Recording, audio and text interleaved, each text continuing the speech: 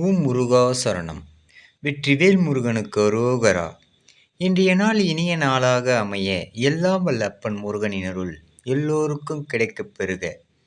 நமது வாழ்க்கையில் நிறைய பேரை நாம் பார்க்கலாம். தோல்வியுற்றால் துவண்டு போவார்கள். ஆனால் அது தவறான செயல்.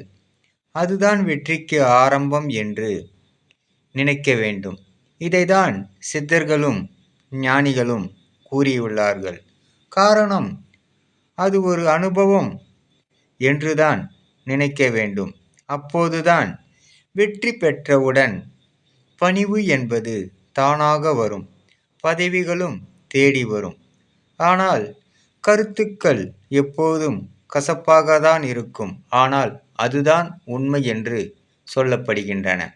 ஓம் முருகா சரணம். வாழ்க வளமுடன். வெற்றிவேல் முருகனுக்கு அரோகரா. முருகனி மகர் ரவிமுருகன்.